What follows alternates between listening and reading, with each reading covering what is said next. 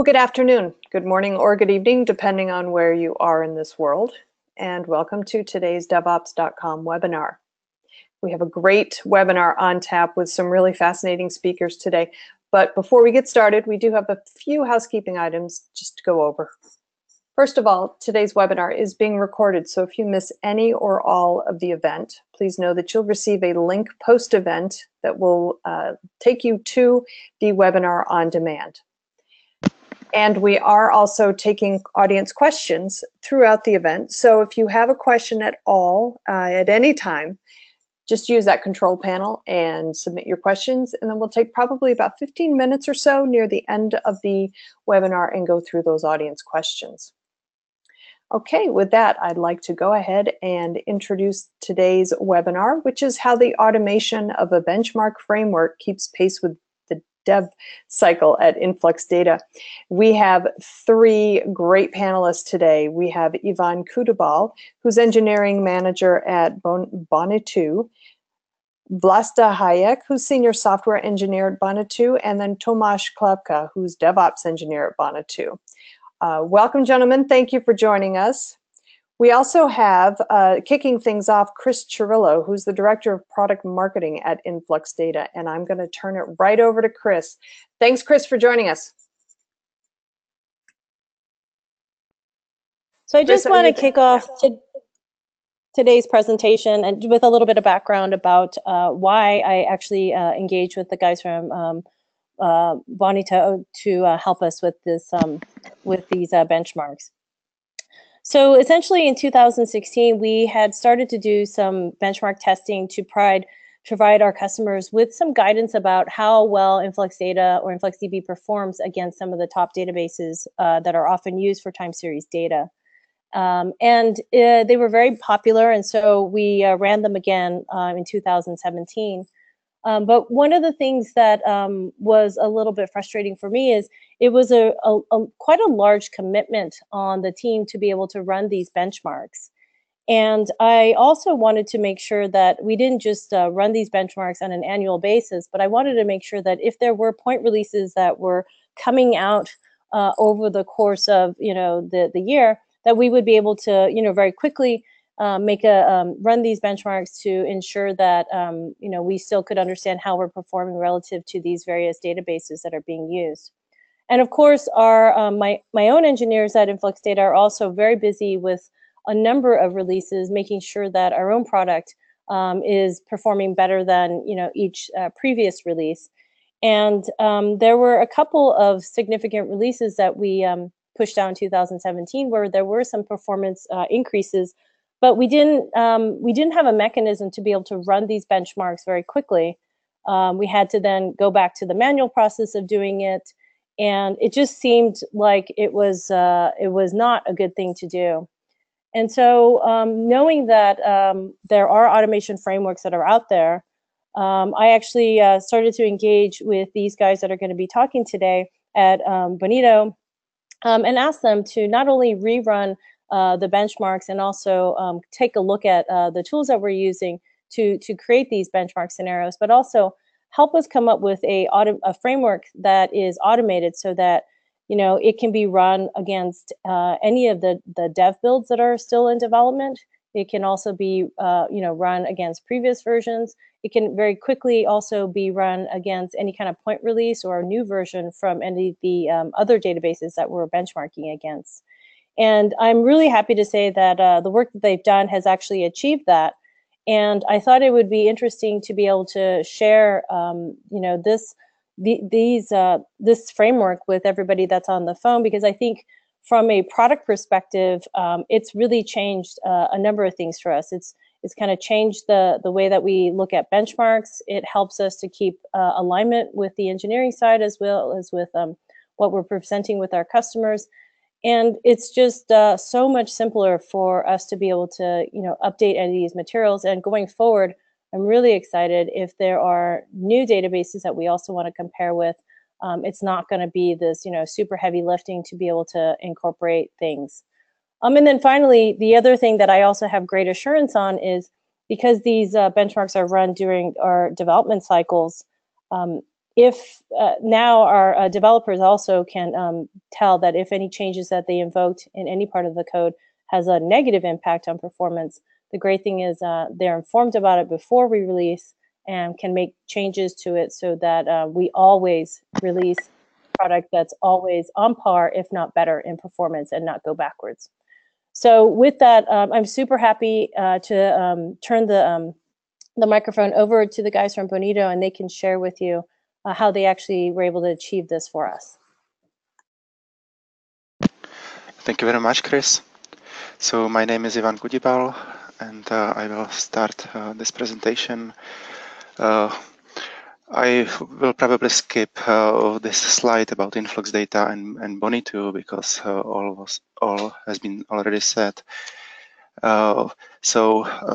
Simply we were asked, we have been asked by Chris to help with benchmarks. That's the net message, and let me spend a few words about time series databases. What is it? This will be a good intro for people who recruit from the world of the relational databases. Time series database is optimized for handling time series data, and that normally in the relational DB world, the designer would create a date field or datetime field, make it a primary key, and that's it. This is how the time series table can be created in the relational database typically. However, the reason for the time series is there are more reasons. Relational databases are not optimized for more complex use cases. So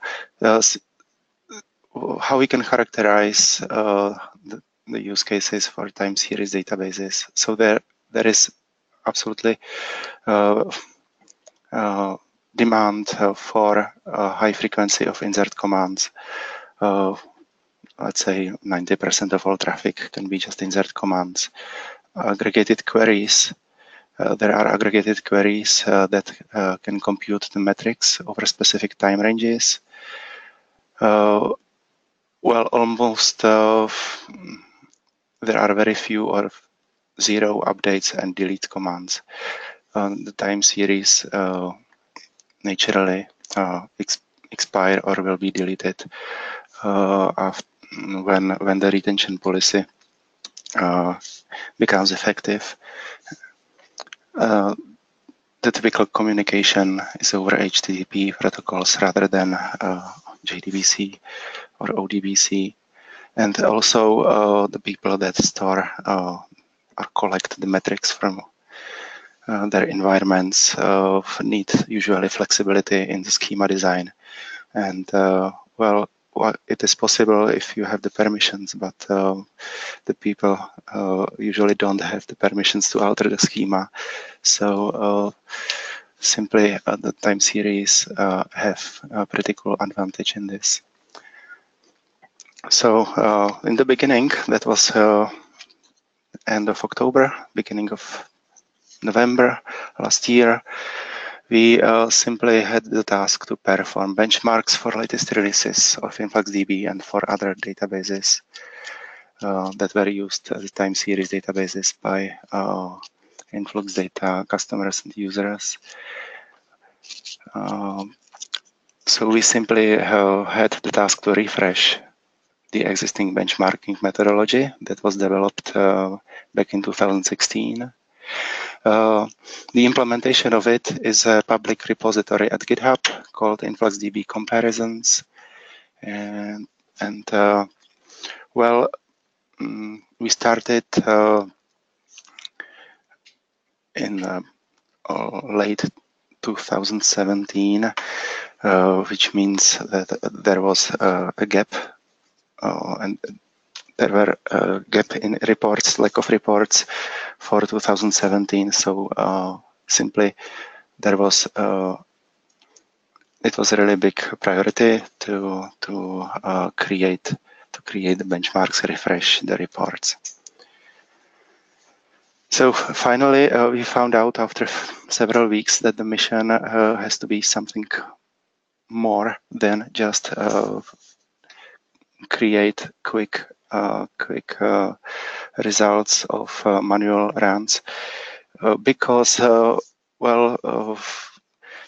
this is a lot of data, a lot of input parameters, and just running all the test executions manually is an error-prone process. There can be a lot of errors introduced at the command line. Although everything can be scripted, it was still a lot of variability and combinations that we could spoil, and so we had to think quickly about how to automate and run repeatedly the same kind of tasks in fixed intervals, so that we could focus on learning more about the methodology, learning more about the other databases, but still keep repeating the tests until we were satisfied with all the results.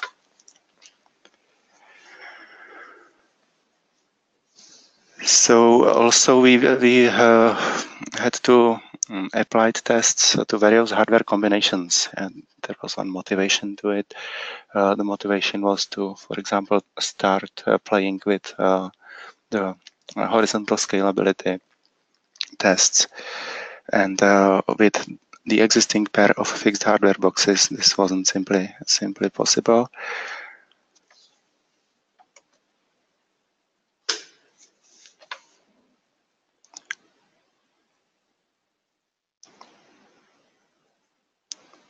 Okay, so a few words about the methodology we have to automate. The actual methodology behind those benchmarks is not so difficult. The goal is to measure a few basic metrics using a set of tools. So we measure the input rate. That's how quickly can database ingest the data.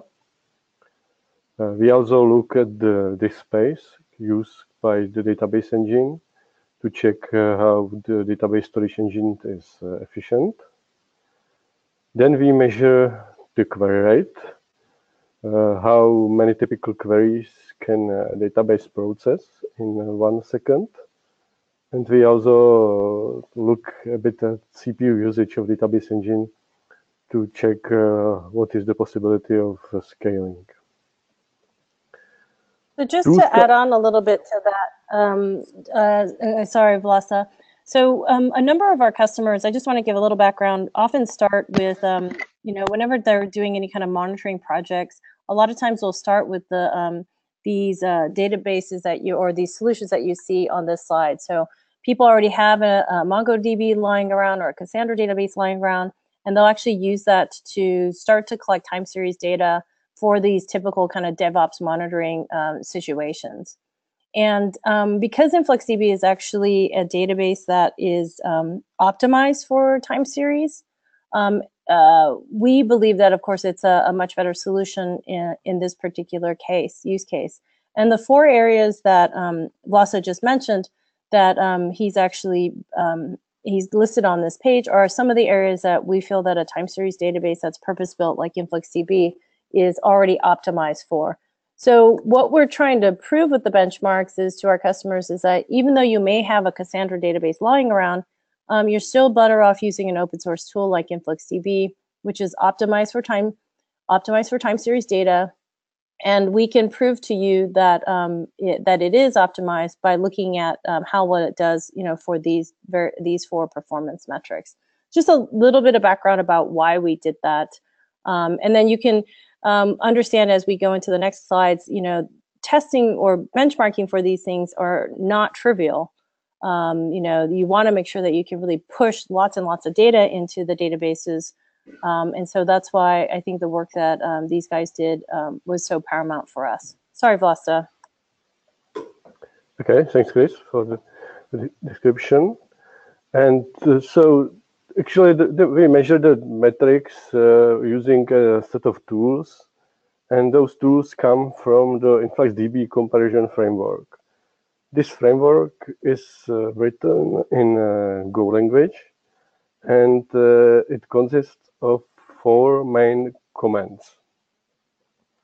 There is the data generator command for preparing data set in wire format for specific for each database. Then we have the bulk load command for each database type, and then it takes the dataset and pushes it to the database in bulks. We have also the query generator command, which prepares the queries, and finally, we have the query benchmarker tool that sends the pre-prepared queries to the database and measures the response times. And to measure disk efficiency, we measure the disk usage by seeing how many disk space is allocated by the data by the database data. So we use the classic Unix du command.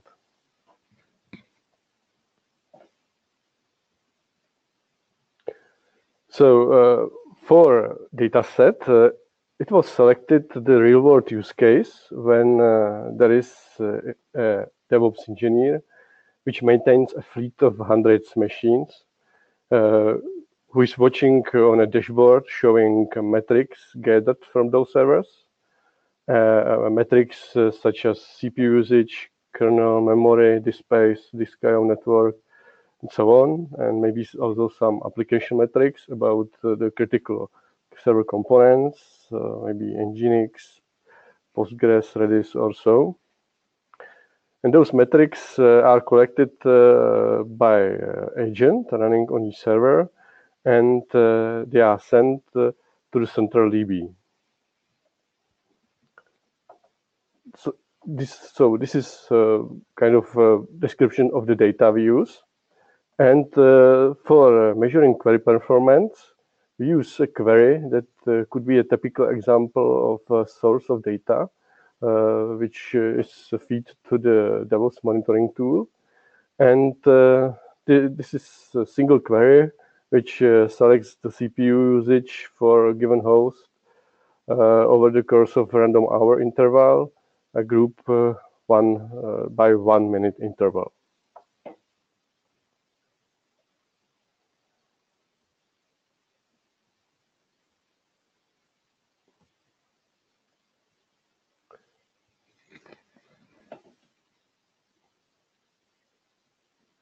So Okay, thank you, Vlasta.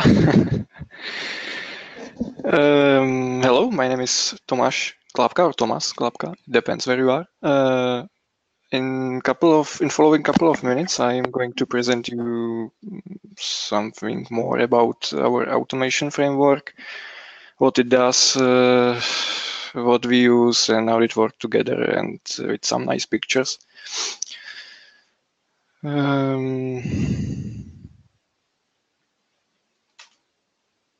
Okay, I can't control the presentation for some reason. Okay, that's it. Let's dive into the automation part, and at first I have let's have a look at the high-level picture. We decided to go with the AWS as a provisioning engine, and which gave us necessary flexibility in choosing various instance types based on their CPU and memory configurations.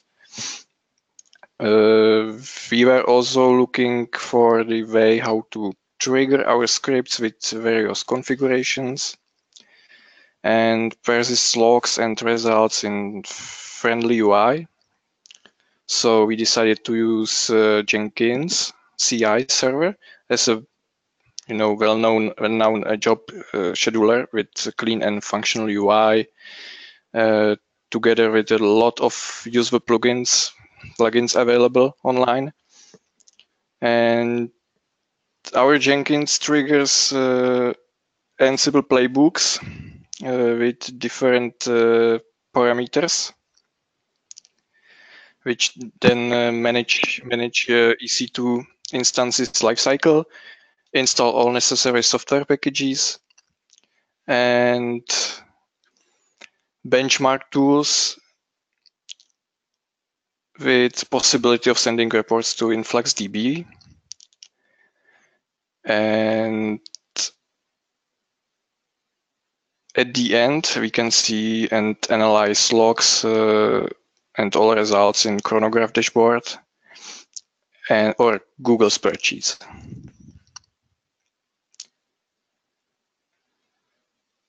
There is also the possibility, or we also copy our results right to the R&D InfluxDB database. And so for we can, or people in R&D, InfluxDB R&D can see the results and see the possible drawbacks or decreasing in performance, and can react quite faster.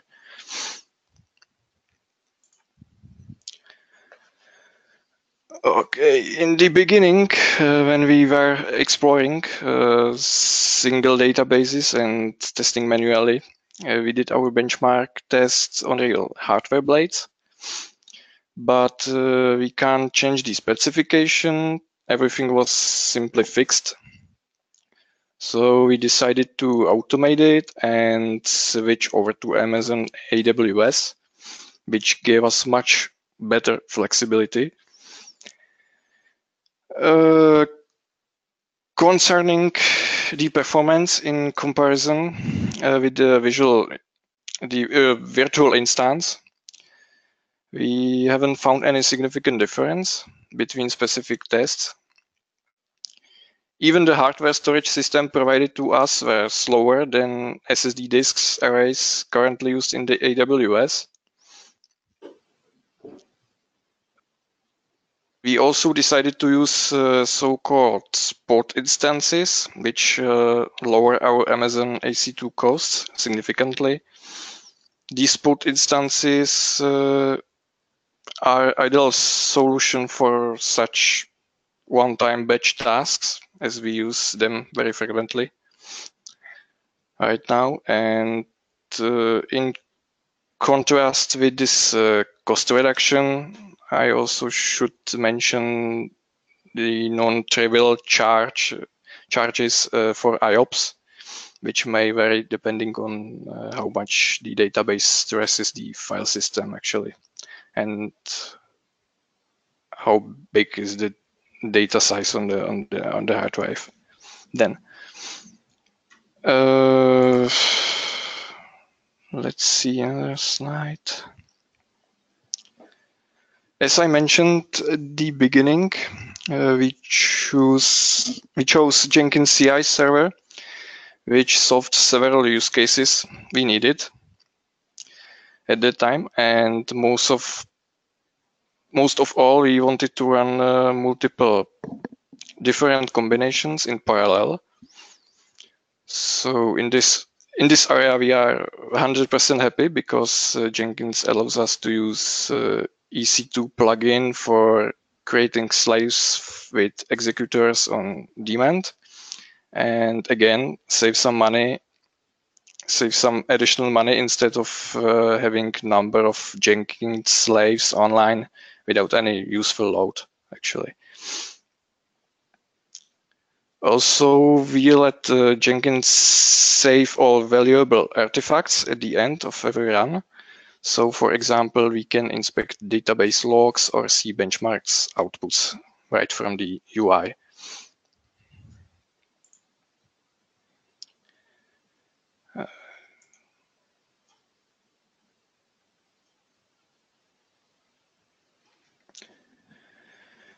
Okay, you might not agree, but despite the overall slow performance of Ansible, it is the best solution for orchestration tasks. especially when we wanted to create several different EC2 instances on demand and terminate them at the end. So it's very, very, very not, yeah, it's simple to use, easy to learn, self-documenting, and I like it I like it a lot. But as any tool, and even the Ansible has its drawbacks. So as I mentioned, the slow performance, maybe it is very, very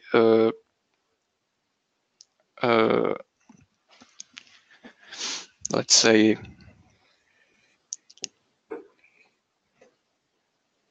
it needs very reliable SSH connection. So if you plan it to use on unreliable hosts or unreliable network, it's not a good solution for you. Also, we use the dynamic inventory, which allows us to distinguish between metadata and meta and data or client nodes, and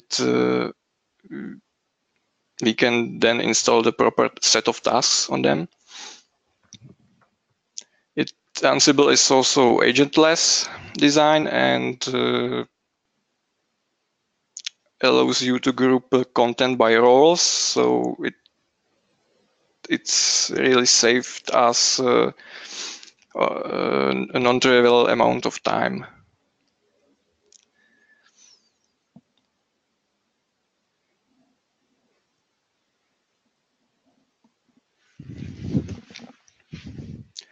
So on the left side, you can see the, let's say, high-level execution flow, which I'm going to talk right now.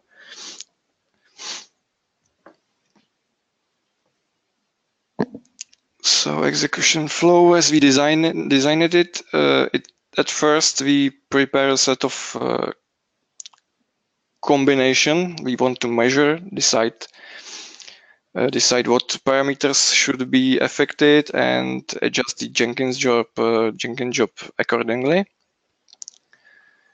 So then a specific Ansible playbook is run with extra variables and also defaults which come from roles and special settings files. And it executes plays with tasks which include specific roles, which may vary based on the database or command line tool we used. And at the end, it runs reporting tasks as well as cleaning tasks for removing running EC2 instances and spot requests. It reports mainly to InfluxDB server and with text log files as a backup for further investigation purposes.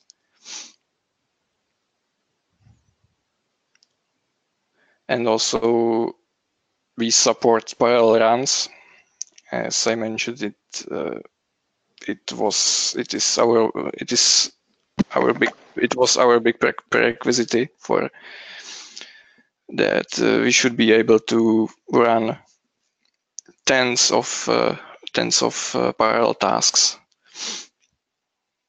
to achieve results in slowest possible time as possible. Okay. Last it's yours. For solving various problems on our automated architecture, we use some products from InfluxData. What is the group of software is called Tick Stack. We've chosen those because we have that within the reach, and those applications do what we need quite good. As mentioned, we are installing Telegraph on each database host.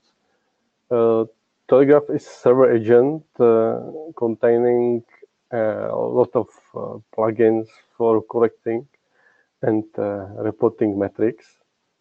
And we use this to gather hardware utilization and send it to the reporting database.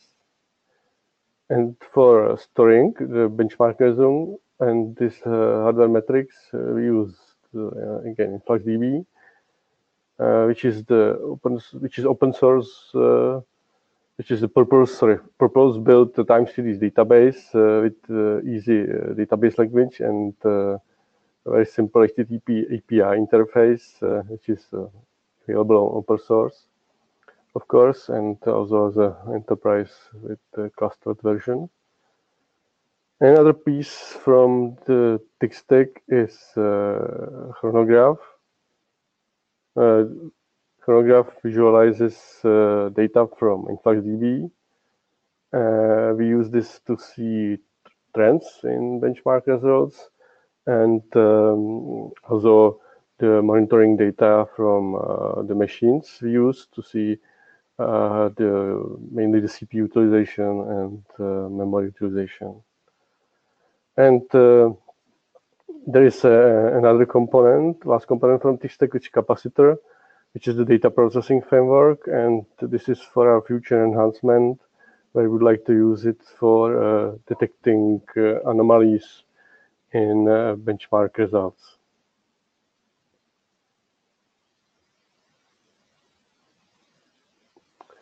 And for another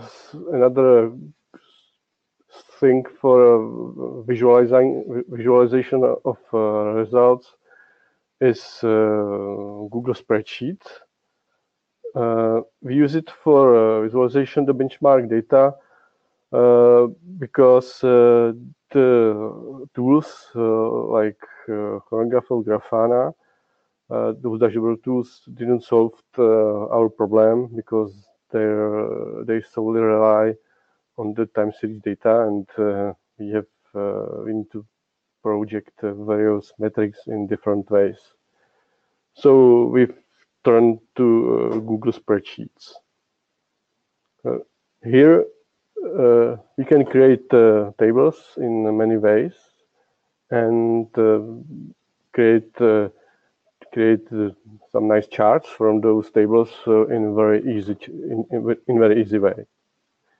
And those charts can be then published as embedded interactive charts or as an image, and it's useful for creating fancy live reports. We can then do further analysis about the data in sheets. It is also scripting, of course, and with these scripting capabilities, we can do many things automatically. Of course, it's the main purpose of automation. And scripting is done in JavaScript, and also InfluxDB has simple HTTP API. It's actually very easy to download the results with just a few lines of code and easily render them. And so what we've done in Google Scripts so far, we have the backend script that checks for new benchmark jobs on Jenkins server. Then it downloads the respective result data from InfluxDB and renders the tables and charts.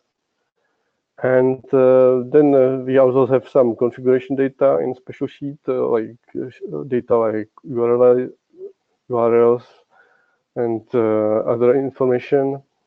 It's placed there and can be easily changed. So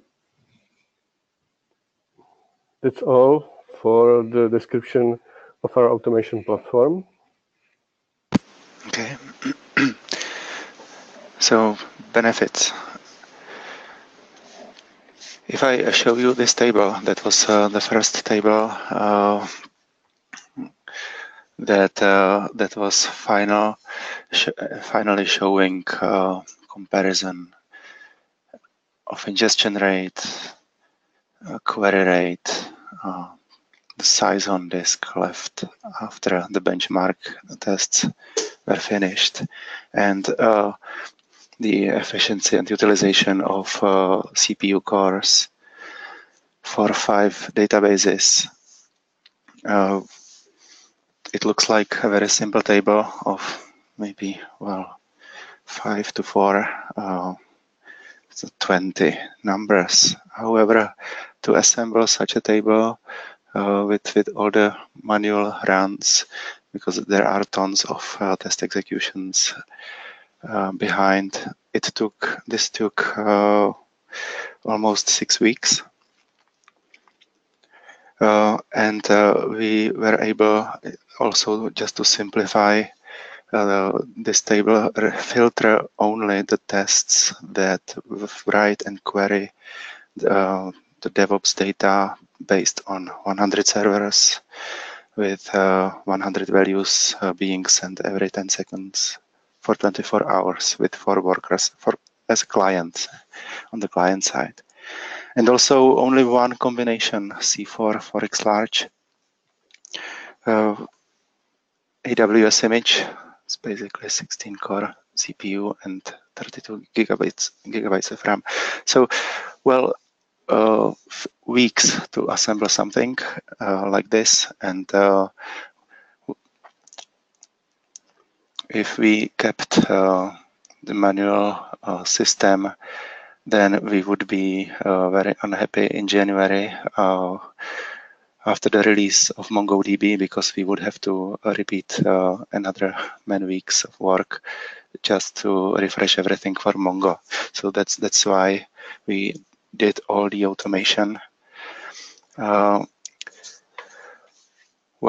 and I can say that, well, not only we can talk about the system that is automated, but the great benefit of the automation is that everything just takes 13 hours to run all the 25 result sets, and there are much more combinations, not only C4 X large image.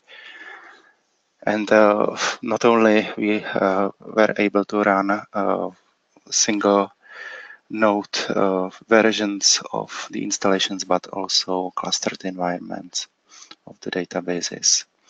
We were focused more on InfluxDB as well, so this is most this is the system where we can run most combinations. However, we can easily follow new external releases just by developing the Ansible script, and that would install the database basically, and adjusting the comparisons benchmark tool to be able to insert and query data. So all ops are automated. Engineers can focus on extending the use cases and methodology, which is one of the great benefits. Like the people can use brains to research more in the methodology of the benchmarking time series databases.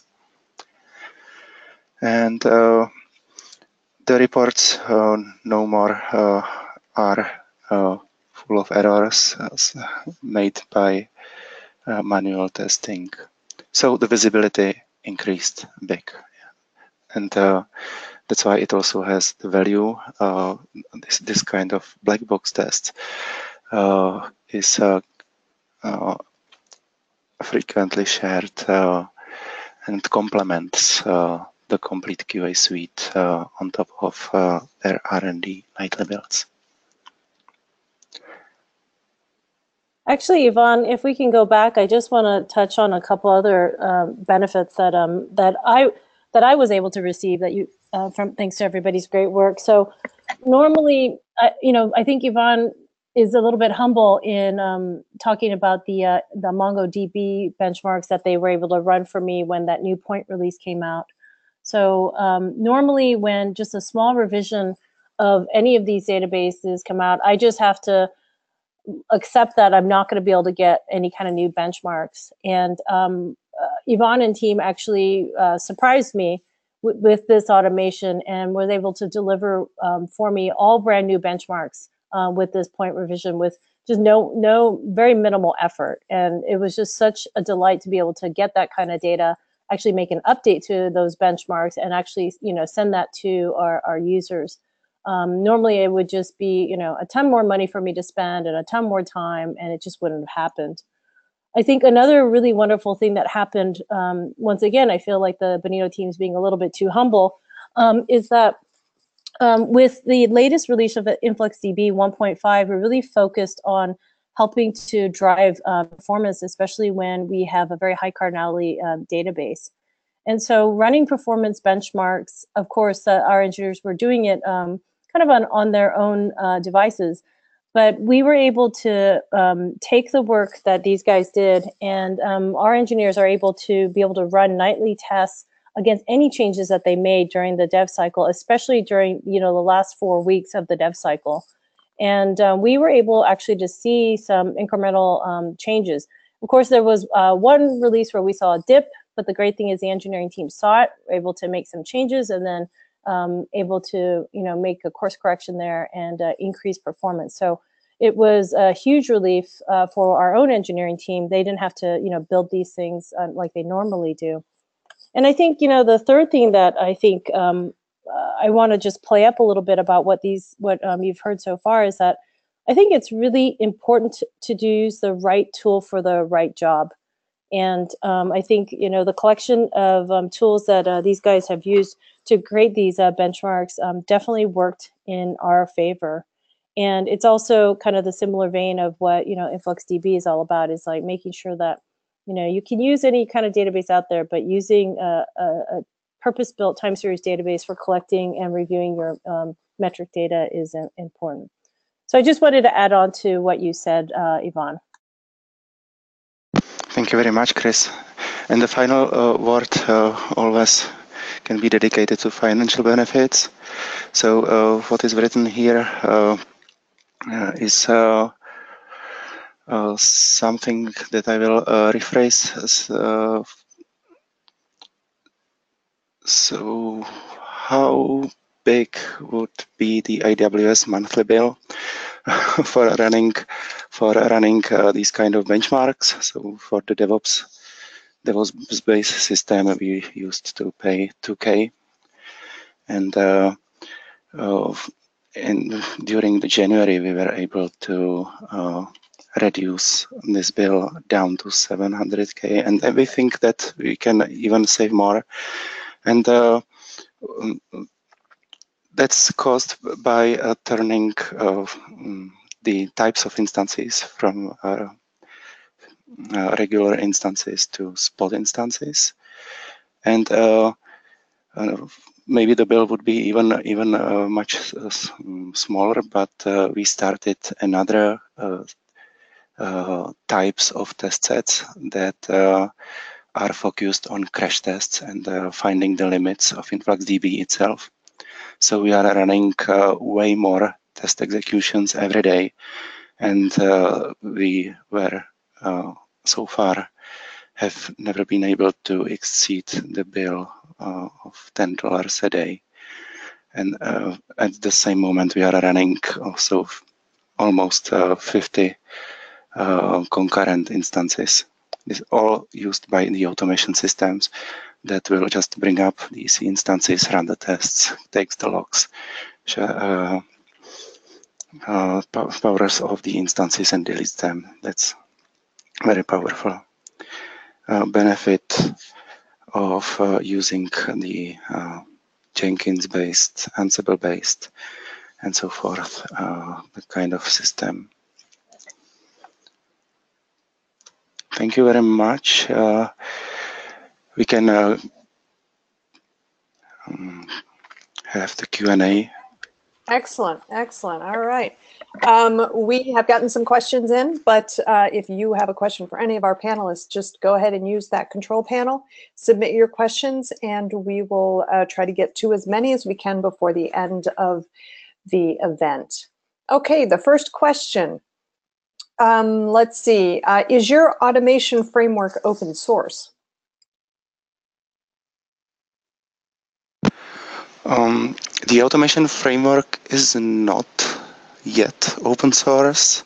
We didn't think about it. We were writing it for InfluxData, but if there is a need to do so, we will be very glad to do so.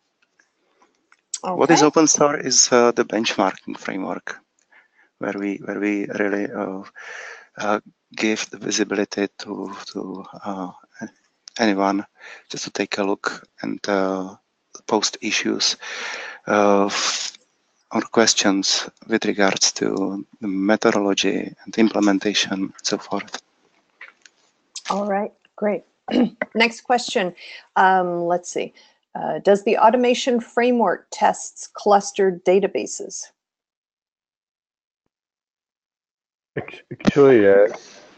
We've added, as we heavily reuse roles in Ansible, we were able to quite quickly adopt to and added support for those databases we have. And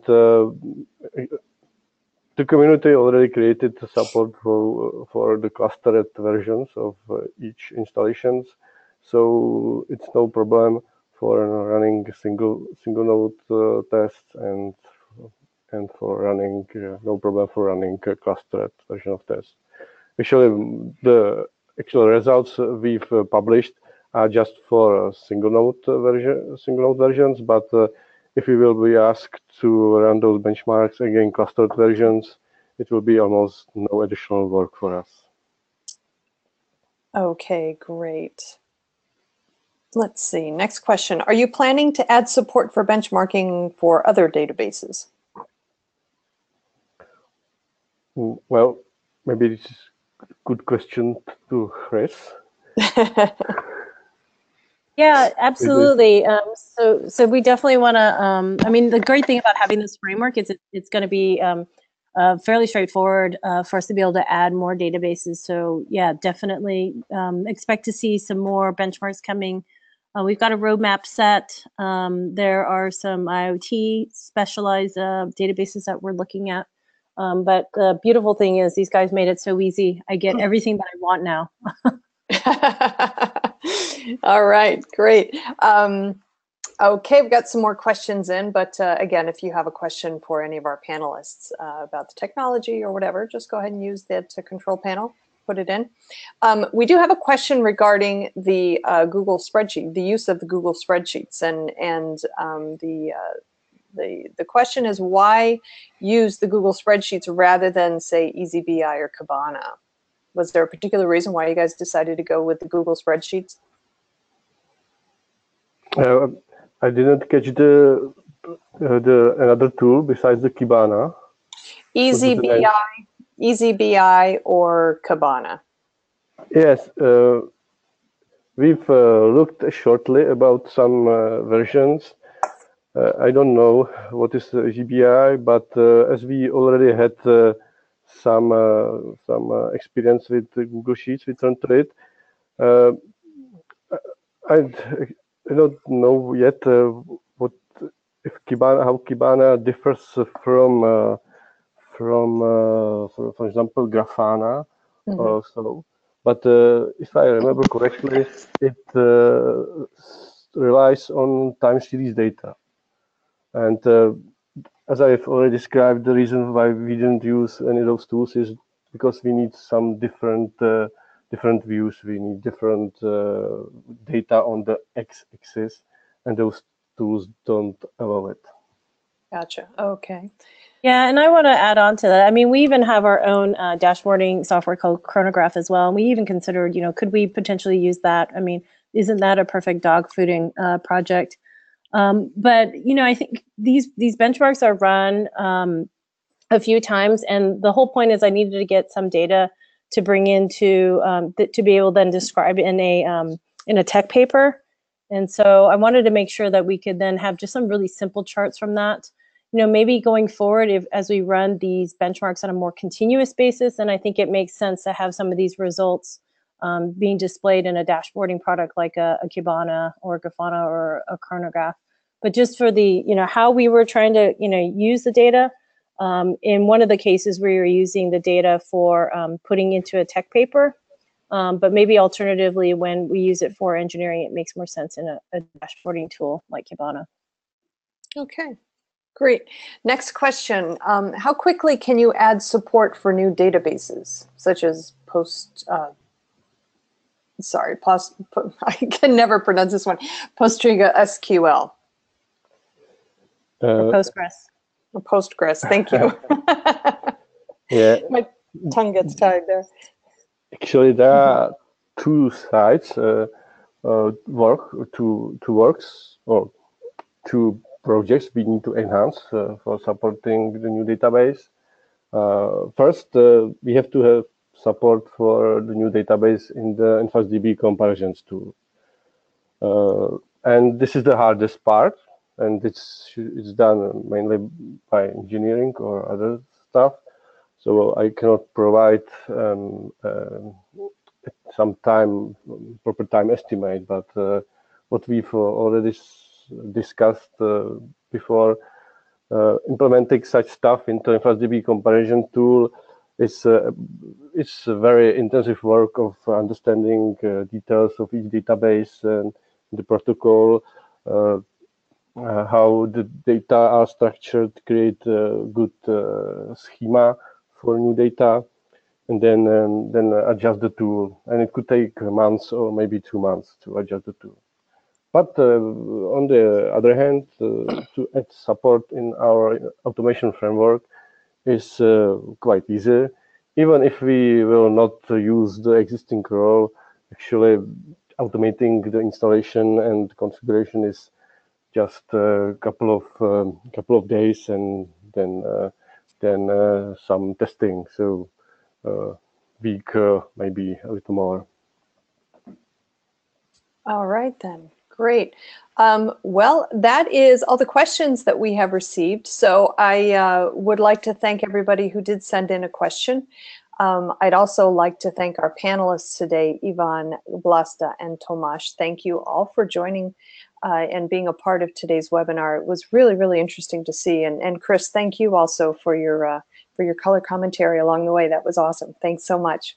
Would like to remind the audience that we have recorded today's event. So if you missed any or all of it, or you just want to listen to it again, you'll be receiving a link to the event pretty soon in your email, and then you can just access it right on demand.